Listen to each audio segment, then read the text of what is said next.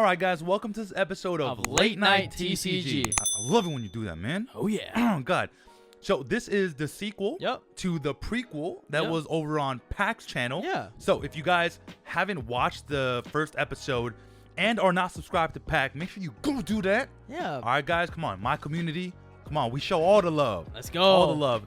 And if you are new here, okay, and this is your first time here, and you think this is dope, all right, hit that subscribe button and the like button, and comment down below who wore it better. Oh, okay. And guys, PAK, when do you stream? So I stream basically whenever I want, around 5:30 to 6:30 EST. Okay. Yo, come check it out. Come say hi. I would love to see you guys in the Twitch chat. And Susu, when do you stream? So we stream every Sunday, Wednesday, and Friday at 7:30 p.m. EST.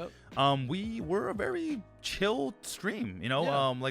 We both have like 80, 100 viewers, but we keep up with chat like a hawk. Oh yeah, like a hawk. So if you come and you follow, I'm gonna you better make sure I'm gonna be like saying, oh, thank you for that follow. I'm gonna read that message. You know what I'm saying? So come in, come say hi to us and get to know us on a more personal level, and you know, so we can interact with you guys. Yep. So as per tradition, we have our Chardonnay. Cheers. All right. So guys, drinks. Oh, that's really good. That's really good. Yeah, let's roll that intro.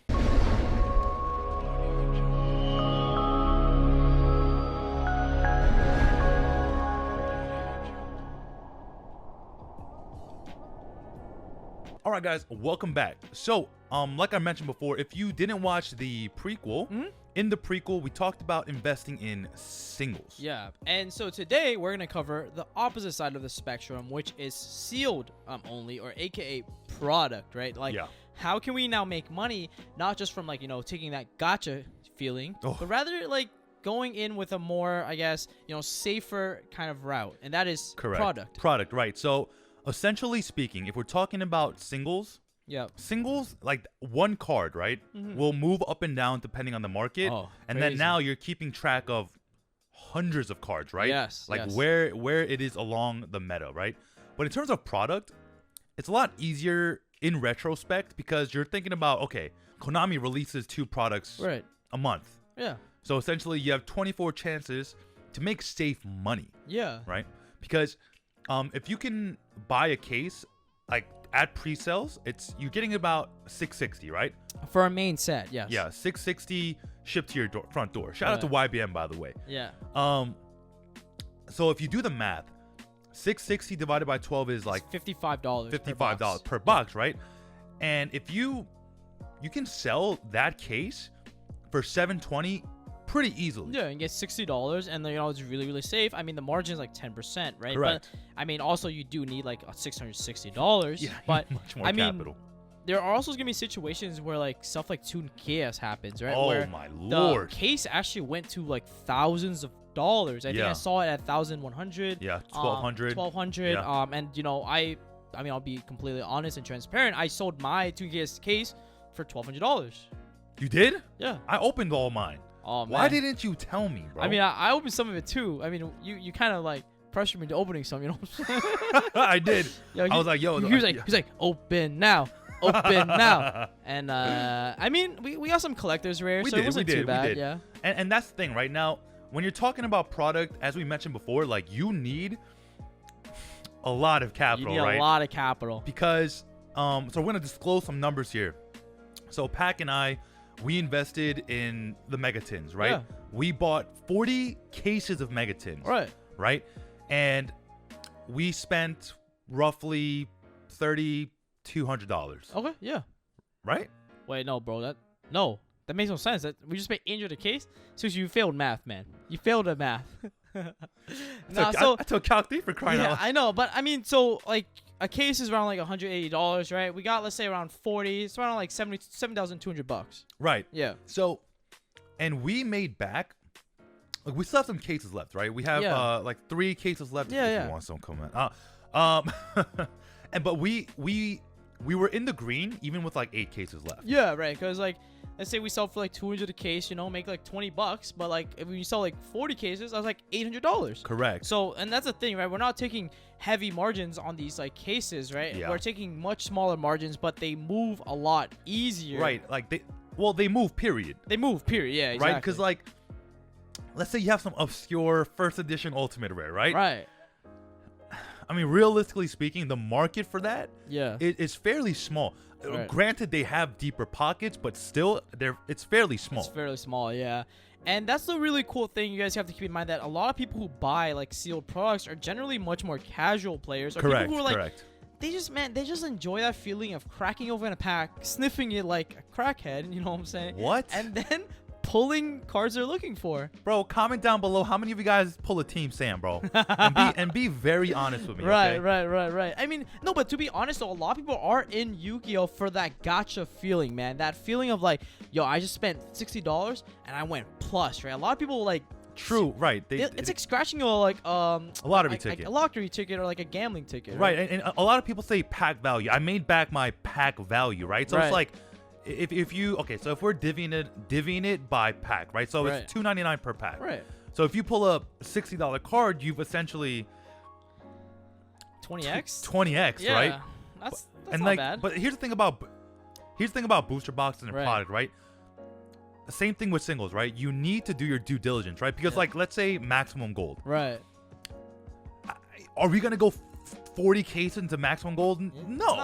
No, you're not going to do that. Yeah. Like, you go in hard when you know the set is good. Yep. And generally speaking, Megatins is always a set where if you put in 1,000 and you sell quickly, like you will make back 1,500. Like you will make back like not 100%, but I mean, what investment brings you back 100%? Period. Exactly. Yeah, and like I said, it is much safer, right? Because the way I look at it, right, people aren't really buying these cases to make money. I mean, generally they want to make money back. But correct. Like, for the most part, they're just trying to like get cards open, you know, enjoy a little bit of that, you know. That Starlight. Starlight. And yo, that's the thing that's crazy, right? Like people are actually just gambling. Like they're just straight gambling when it comes to product, to be honest. But you know, we call it like justified like pack openings, whatever. But yeah, okay. So to be honest, if I was not a Yu-Gi tuber or if I wasn't making content, let's say, like I definitely wouldn't be spending. I wouldn't buy cases. Yeah, like, I'm not gonna do that. Because as a player, I only need the cards I want. Like, what am I gonna do with all this bulk? You guys don't see it, but underneath my feet there is a lot of bulk. Yeah, exactly. A lot of bulk. And that's the thing you guys gotta keep in mind. Like, just like slightly backtrack, but we neg a lot for content. Oh my. We might like you guys understand. Like, you know, let's say we have a box of Toon Chaos, right? It was $100. Some went up to 120. 120, yeah. And we opened it on stream for you guys because you know, stream was like, we want boxes. Yeah, we want pack boxes. opening. Yeah. We want pack. And they're like, all right, $120 down the drain. Let's go. And you know what? Let's break this down mathematically, right? So we each opened a case of Toon Chaos that day, right? So we opened it when it was at its highest price at $1,200. Yeah, $1,200 for a case. Right? Total value pulled for both of us, I think, was about $600. Yeah. Right? Because I pulled 4 collector's rares. Yep. And they were all like 3 of them were 200, one was about 100 because the Chaos Day had a list or whatever that one is. And then you have some like random like Toon cards that are really hard to move. Right. You have like some gift for some are nulls, which are really good value, but like in totality, you probably got the value of your case back. But with singles is you need to be able to sell all of them. Yeah, you have to move them. Right. And that's the thing that people have to remember is that like when you have money in assets, they're not yet converted to cash. At the end of the day, they're still assets, right? They're not really like until you actually move them and have money in your pocket, you don't get to reinvest it to make more money. Correct. And that's like the harsh part about it, that singles take a lot more time to move. Correct. Like because there's more things to move, right? Yeah. So like essentially, I guess you could call us small vendors. Right. Yeah. I mean, well, to be fair, we buy more product than let's say your average OTS store would. Right. So in that sense, it's really easy to move. 'Cause like, especially for the Megatins, like we literally got the cases, slapped the USPS label on it, and just shipped the cases out, right? Like, and per case, we made like, let's say $30. Yeah. In reality, it took an hour for me to ship everything out, like USPS labels, et cetera, et cetera. In that hour, 30 times or 30 times like 40. Yeah, it would be $1,200. That's $1,200. So you're making $1,200 in under an hour, but at the same time, you're not doing that every day. Yeah, and it's not consistent revenue, right? Because it's frankly solely up to the discretion of Konami to release product. It's good product. Good product too, by that instance, because people have to actually want to buy it. There has to be some sort of demand for us to be able to move said product, right? So. Yeah, and this year has been oddly good for Yu-Gi-Oh product. Like every set was like a winner. Yeah. But there have like let's take last year for example, right? Oh my goodness. Like Chaos, Low Impact, like Savage, no one wants to buy this strike. Like like there were just so many bad sets, and like and it was funny because like when I was talking to PAK when we first linked up, and we were talking about we slowly got into talks of like investing in Yu-Gi-Oh, and at that point I was like, you know, it never really crossed my mind to invest in Yu-Gi-Oh, but the way PAK explained it, and PAK is a very smart man, and obviously it takes a smart man. Did you just and it takes a smart man to understand what another smart man is saying. Oh, you know? Of course. So it took me a while to understand, to say the least. But you know, it makes a lot of sense, right? Because like, let's say if you buy a case at $660, and you know, on release day, you can probably sell that case at $720 if it's a good set. Yeah, because it's sold out by that point. It's you know, so sold out, and like it's really hard to get. Also, keep in mind we're in such a weird time, right? Like as a nation, as worldly humans, like there's a crazy epidemic going on, and that has a lot of impact on shipping. And you know, this goes to like the broader theme of things that when you make investments, you have to look at every factor, right? Every factor. Some of the external factors, such as COVID-19, right? Like products are being delayed. It's like products are not being not all of it's being shipped. They're cut weird. Yeah, we heard like stories of like local stores not getting all the product they requested. Low allocation. And so what does that mean, right? We have a decrease in supply, but a huge increase in demand. Right? And, exactly. Basic economics, man. I'm no genius, but two KS cases went up to $1,200, and seriously. They sold. People were like $1,200. That's the greatest deal I heard all day. And you're just like, these were $660, right? Like, and that's the thing, right? Like, and again, like we mentioned this in the prequel of the episode, but Yu-Gi-Oh secondary market is just it's a different beast, man. Like, it's almost as volatile as the actual stock market. Oh, it is. You know what I'm saying? Because like, if you really think about it, the set that Harpies was, what set was that? Harpies? Legendary. Rose. Oh my goodness. Rose something. Oh, that set was so bad. It was terrible. Oh my goodness. You know those boxes were selling for $44.99? Yeah, it was so bad, and they still weren't moving. Yeah, you know how much they are right now? What? Over $100. Oh, did you know that? Goodness, no. Did you know Rose Garden Maiden? Oh, was in that set? Was a 50-cent card? Yes. You know how much that card is right now? Yeah, 10 plus, right? No, it's 30. Oh my goodness. That card is $30. And you know Lieb and Juggernaut? Yeah. And Gustav Max? Oh, yeah. Those cards went up because of Ellick. Yeah, bro. I bought Lieb at $13. Yeah. They're $30 right now. Man, this is crazy. And, like, that's the thing, man. You guys, look. Yu-Gi-Oh is very volatile. And so, like, honestly, the best way to do you guys is you got to hedge your bets, right? Yeah. Like, for every winner, there's a loser. And it's really a zero-sum game, right? At the end of the day, because every time you sell a card for $30, someone is on the other end buying it for $30. Correct. And so, like, you might have gone for 13, but someone's now ending up paying $30 for it. Exactly. And it's a harsh environment, man. It's similar to the stock market, right? Because if you buy the stock at $50, someone on the other end is taking an L and, like, buying it at $100. Yeah, exactly. So, and like that's the main thing about sealed product though, because when you're looking at singles, like the singles has a singles value. Like like no one's gonna guess the price on Ellick, right? Like Ellick the Golden Lord, right? They're like, hey, Ellick the Golden Lord, $120. Right? They're not like, you know what I'm saying? But when it comes to sealed product, and let's say a box of Secret Slayer, you're buying it at, I think currently like maybe 80, like 75, 80. Yeah, 75, $80. And you could pull an Ellick Golden Lord. You could. So like, in that sense, sealed product is a little bit scary if you are opening it, right? Right. Because if you open it, you do have a chance to plus, especially in core sets with the addition of Starlight rares. Yeah. If you pull a Starlight rare, you basically, the box is, the entire case is free. It's free. It's free. Like that one singular card paid for the entire case, and every ultra or secret you pull there and after is pure profit. It's pure profit. And the funny thing you guys have to keep in mind is that like there's variance. But the way you combat variance is you buy a lot of freaking cases. But when you're on a much smaller scale, especially as you guys watching this video are starting to invest in Yu-Gi-Oh, right? Yeah. When you're buying 1-2 cases and you're opening all the singles and all the boxes and whatever to like flip or profit, you have to keep in mind that like you're doing it on a much smaller scale. You don't have a big sample size, right? You don't, not at all. Opening up more and from a sample size perspective will help lower your variance.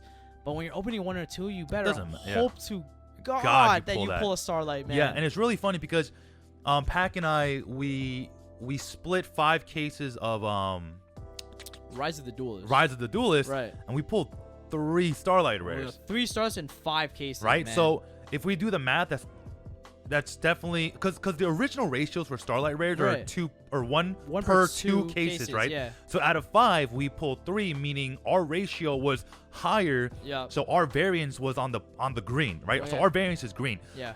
But I know like even PPG they opened 10 cases. Yeah. 1 Starlight. 1 Starlight. Yeah, and that's the thing, man. Like, there's just so much variance sometimes, and like sometimes you just get really lucky. But you have to keep in mind, don't let the luck blind you into making like rash decisions, right? Exactly. You might get really lucky with a box. Don't go start buying another box. Exactly. Man. Like you gotta keep in mind that like take those W's, take those like really lucky moments, and at the same time apply to like the losing it, right? If you open a box and got nothing, please don't keep buying more. That's like the gambler's fallacy, man. It's like crazy. When I opened my first box of Toon Chaos, right? So technically you're supposed to get 4 ultras. Oh my goodness, right? Yeah. You got 1. You know what suits you through after? Hey, let's open another one, bro. Let's open another one. I pulled 1 ultra in the entire box. Like that is unheard of. Yeah. But the thing about Toon Chaos was like that was like kind of like an outlier set because one, the quality wasn't as great. It was so bad. Like it was like at the beginning of COVID. Yeah, it was the beginning of COVID. Not only that, but like the cards quality wasn't great. The production wise it was delayed. People weren't getting their shipments as requested. Local stores were missing boxes, missing cases. Yeah, people were canceling orders. My God. Even I think from an assembly line perspective, right? I think some of the they just forgot to put ultras in some of these boxes, right? Like, and there are so many misprints. Yeah. Like so many. Like did the stamp machine not work that day? That's what I'm saying. It was just crazy. Yeah, and it's crazy because I remember your last box that you opened. You pulled 0 ultras and 1 collector. 1 collector rare. I mean, but to be fair, you pulled a good collector rare. I did pull a good collector rare, but it was crazy because it was also the last pack. It was the last pack, bro. You know that meme where like you're sweating? I'm gonna pull it up. Like I was like drenching in sweat. I'm like, last pack, please. Yo, honestly, I almost didn't want to open it. How mad would you have been if that wasn't a collector's rare? Yo, honestly, I would have sent an email to Konami. I would have. Honestly, I would have, bro. Like, I'm like, what the heck are you doing? Yeah, like, come on. I spent $60 on this. Technically, a box worth $120. Yeah. And you're telling me I got nothing, nada, 0? What am I supposed to do with this? Exactly. And like, that's the thing. Like, when you're so there's two types of way to sell when it comes to sealed product. You can either resell it sealed, right, or open it. So here's the issue with Plan A, right? Yeah. So if you are just slapping a USPS label on this box and shipping it back out, you're missing out because you could pull a Starlight rare. You could. Yeah. but that's gambler's fallacy, right? So when it comes to this, you have to kind of take a very like systematic, robotic approach to it, as in like, okay, so if the ratios are 1 Starlight rare in every 2 cases, if I buy 1 case, I have a 50% chance of opening a Starlight. Now, are the other cards in the set worth it, right? Because if they are, I'll open it, right? Yep. Because, I mean, if there are other money cards that are in the set, and those are guaranteed. Because when you're opening cases, you're working with guaranteed ratios. Right. Right? Because Konami says in each box, there are 4 ultras, 2 secrets, right? Yep. So if you multiply that by 12, there are 48 ultras and 24 secrets. And let's say like each set has 7 ultras and 12 ultras and 7 secrets. You should be pulling 2 to 3 of each card. 2 or 3 of each card. Yeah. So at that point, you can do the math as is, and you'll make back your case if you sell everything. Yeah. Right. But it's a lot more work to do so, and you have to assume that people are buying the bad ultras, like the bad secret suit, which, by the way, barely move, man. Like, they barely move. Like, the people that are looking for those cards are like it's just non-existent sometimes. Yeah, it's really obscure, like, rogue players. Yeah. Who, like, low-key broke a deck, but they don't want anyone to, like, find out, you know what I'm saying? Yeah. And it's so gotcha, but honestly, guys, like, you know, at the end of the day, you come to that decision, right? Because there's going to be external factors that we talked about. Like, for example, if you enjoy opening packs, if you enjoy that thrill of buying, selling individual cards, then by all means, like, resell them as singles, right? Like, resell them, like, open all of it up with a bunch of friends, you know, list them on TCG Player, and, you know, have that great entrepreneurial feeling of, like, man, like, I was able to convert, you know, a product into cash, etc. But at the same time, if you're much more risk as adverse, right? If you're much more like, you kind of like are, you know, much in for the safe money, then yeah, sell a sealed, right? Because it's much easier. But like I said, at the end of the day, guys, you come to that conclusion and that decision, you know, by yourself. Correct. And you make the best choice for you. Right. And here's another thing, right? So it's actually funny because in the singles market, when you buy pre-sales, you pay a premium. Oh, you pay hell a premium, bro. But when you buy early for sealed product, you pay the bare minimum. Yeah. Like, so if you really think about it, it's really funny because so sealed product during pre-sales is insanely high, but they tank post release. Yes. Oh no, single, sorry. Yeah, but sealed product, you buy really low, and then they go up. They go up, yeah. Cause like I know we joked around before about, you know, LOB, and if like we went back in time, you know what I'm saying? But like realistically speaking, that can happen with probably most sets. Like probably like 80% of all Konami release sets appreciate in value. Yeah, and the biggest thing to note is that, right, like, it's no longer printed. Exactly. That's even like, especially after the unlim print runs out, it's like, you know, the only thing left is first head prints, and there's nothing else. It's hard to get your hands on this anymore. And if they do have their hands on it, because they already opened a lot of product. Exactly. But, you know, people still enjoy opening sealed product because it's that, you know, that potential, that, you know, ability to, like, maybe pull all the really good cards and go hella plus. Yeah, and, you know, I initially went investing in sealed product. So how much did I go in? What was the first thing that we invested in together? I think it was Rise of the Duelists. Was it? That's what we first heavily invested in. Yep. It was like $660 a case, right? We got like 5 cases, so around like 3,300. Right. So and then actually we did the checks and balances. I think we made back about $5,000. Yeah. Granted, or like in total revenue. Net profit would then be around like $1,700. Yeah. But granted, we pulled 3 Starlights, right? Like 3 really good Starlights. We put Ecclesia, TTT, and we pulled the one Gaia. The one, you know, Gaia, not the greatest, but I mean the TTT and like or Triple Tactics Talent and the Ecclesia by themselves, you know, they're both $1,200. So I mean, at that point in time, like those two by itself cover 2 cases. 2 cases, yeah. And everything else in it was just so profit, free. Just free profit. And like in the first case I opened 5 TTTs. Oh my, secret rares. Yeah, secret rares. And then a Starlight TTT. I pulled 6 TTTs in one case. That was nuts. And you pulled a bunch of droplets, 4 droplets. 4 droplets, yeah. I was like, this is the most insane case I've ever opened in my life. Yeah, and like the thing is, you know, sets like Rise of the Duelist made a lot of sense to go hard on because I mean, this is a set that's gonna revolutionize the meta, right? Like we see the rise of Infernobles, and Dogmas is in every single deck. Like holy, bro. I've seen Ecclesia so much that I'm getting sick of her. Seriously. And I'm like, she's kind of reminding me of Ray, I can't imagine what people were like playing when Engage was at 3 and everyone was playing summoning Ray. Yeah, now Nadir is at 3. Nadir Servant, Farfa Servant's at 3 now. Farfa Servant is at 3, and holy, that card is basically Engaged. Yeah. So I know when we were talking about the singles portion, we talked about reinvesting. So let's touch upon that on Steel Product, right? Yeah. So basically we went 5 cases down the middle. So it was 3,300 you said total? Yeah. So we both went in 1650. So and then there was a return on profit of $1,700. So $850 each. So from a $1,650 investment with an $850 profit, that's a 50% gain. So what's the total amount of money? What's the total net revenue? Net revenue would be $5,000. Net revenue would be $5,000. Split between us after initial investments.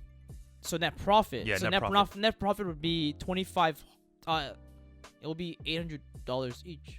Right. So and then the next set we went into was the Megatins, right? Yeah. Yo, I literally. So what I told PAK was like, yo, don't even move the cash that we have. Yeah. Like, don't even move it from the PayPal. Just take it. Yeah. We'll take it and we'll run with it. Yeah.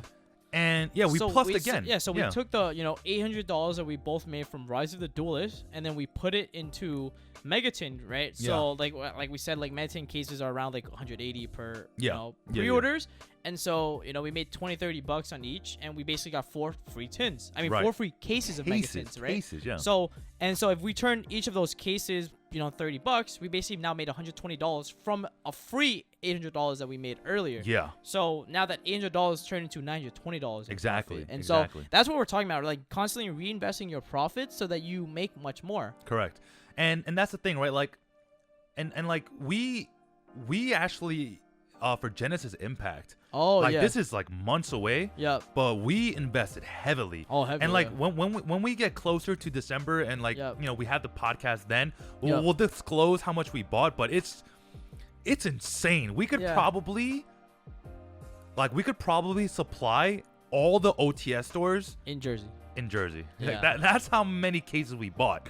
Right. And like you have to realize again when you're dealing with sealed product, the level of initial capital is much more, right? Because you can't invest $1 into sealed product. No, you can't do that, right? Like the bare minimum is at least $660. Right. Because I mean, even if you wanted 1 pack and you were to flip 1 pack, you would need $3.30 something cents. $4 something. You know what I'm saying? So like at that point, you have to realize like there are steps to this stuff. Yeah. Like if you do start at $1, I'm telling you, if you smartly invest that $1 into Yu-Gi-Oh, in probably 3 months, you'll have $660. Yeah. And at that point, you start investing in product, right? Right. And singles is high risk, high yield. Yeah. Right. Product is not that way. Yeah. It's low risk, low yield. And in finance, you kind of learn this like idea that like, the more risk you take on, the higher your potential profits are. But that's the same way, like it's directly correlated, right? So like more risk, more profit, but at the same time, it's more risk, right? Exactly. And essentially, the thing is, if we're taking less risk, we make less profit, but it's a lot safer, right? So you have to go with what your comfort level is. And in finance, we also taught a really important topic is that figuring out your risk tolerance, right? Yeah. There's actually no right or wrong in finance when it comes to investing. And what I mean by this is you can take on a Bitcoin investment, which is super high risk but super high yield. At the same time, that's not a wrong investment as opposed to investing in a 401k, which is a lot safer, right? It's a stable percentage. So exactly. If you guys don't know what 401k or Vanguard or things like that is, right? So if you leave $100 in your savings account, your net return is like 1 point something percent. Yeah, right? It's like 2% at a really good organization. Right. Yeah. And then there's something like Vanguard, which return is about 5%, right? Yeah. Yep. So again, if you're not dealing with insane amounts of capital, 5% may seem like nothing to you. Yeah. But if you have $100,000 into Vanguard, that's $5,000. That's $5,000 for free. And so you guys sort of like keep that in mind. Like figure out your risk tolerance. Figure out what works for you. Because at the end of the day, like you have to keep in mind, like like relate it back to yourself, right? Like are you generally a riskier person? Like do you find yourself willing to take that leap of faith from an investment perspective? Correct. And also the thing you have to keep in mind, guys, when investing is what you put in is what you are. If you lose all that money tomorrow, you have to be okay with it, right? Correct. Don't put $660 in the case and not have food for a month. Oh my please, God. guys. Yeah. So when you invest in anything, you're assuming you have 6 months of emergency capital. Exactly. Yes. Like that. So a lot of you who are watching this video may not be old enough to have emergency capital. Right. But generally speaking, in the adulting world, we're adults. Yeah, you should have 6 months of emergency cash, and then everything thereafter is free money. Granted, nothing is ever free, right? But if you do have that, then at least you can survive for 6 months without tapping into your. You have 2 emergency funds. You have your superficial emergency funds, and then you have like your this money doesn't exist, but it's there fund. Yeah, it's there. You know it's there. Yeah. And I mean, I guess like the idea of this is like hopefully give you guys some nuggets of information to like take away, right? Like seriously, it's you know, we're not giving like groundbreaking advice, but just guys like things to think about, right? Things to like think about, to ponder on, and you know, come to that conclusion, right? Correct. And you have to come to that conclusion yourself. Right? Yeah. It doesn't matter what people behind a screen tell you. Yeah. If you can't make that educated decision for yourself, then you shouldn't be investing, period. And that might be a tough pill to swallow, but that's something you need to understand, not only in the Yu-Gi-Oh space, but in any space. In any space. You know, if you can't think for yourself, then move on. Right. You know? And from an investment perspective, right, I realize it's not just investing money, it's also investing time, right? Because when you're investing in product, right, you have to also invest in time to move the product. Correct. And if you're investing in singles, you need to invest a lot of time to move the product, because it's like it's not easy. It doesn't move like in a day. It doesn't move in 2 days. It moves in a while. Yeah. And so you need to be able to dedicate time you know, to that. And like, you know, you and I both experienced that in Rise of the Duelist, right? Like, we were like, you know, we got so many, you know, cards because we opened a bunch, and we had to like, you know, rush, you know, to move it to the secondary market to clear, you know, all these orders. It was tough, man. It was tough. Yeah. But at the end of the day, it was like, you know, there was a thrill to it. It was fun. It felt really entrepreneurial. Yeah, you know? seriously. Yeah, so as usual, it is about that time. Yeah. All right, so we are closing on this episode. So, guys, we need to do the giveaways. So, if this video, collectively with PAK's video, gets 1,000 likes, we're going to be giving away 3 Megatins. 3 Megatins. And who knows? Maybe that'll be your first step to investing in Yu-Gi-Oh! But I want you guys, the way we'll pick the winner is I want you to comment in the comment section below your biggest W and your biggest L when it comes to investing in Yu-Gi-Oh! Yeah, seriously. And as always, guys, if you guys are here for the first time, make sure you are subscribing to this channel, because we post really good content, and we're going to let our content speak for itself. Also, if you don't know who this is PAK, one of my greatest friends that I've met recently, and a great man, very humble. He also has a Yu-Gi-Oh! Channel and a YouTube channel. One in the same. One in the same. And so, yeah, go check that out in the first link of the description box below. And stay tuned for next week's installment. Yeah, so we have committed to taking a day out of the week to film these podcasts for you guys. So if you guys are appreciating this and you like content like this, guys, make sure you like both of the videos, all right? So, man, it's getting late. It is getting late. I mean, it is late night. It is late. It is. But guys, thank you so much for your support, for your Patreon, for your love. We appreciate you guys, and we do read the comment section. We really do. I was getting a lot of really good feedback. And so, but if you do have anything that you want us to improve on, ways that we can better this, let us know. Experience for you, let us know. Yeah, seriously, let us know. Seriously. But thank you guys. Thank you so much. And as always, I am Susu from Head-to-Head Battles. I'm PAK. From PAK. Signing out. Signing out.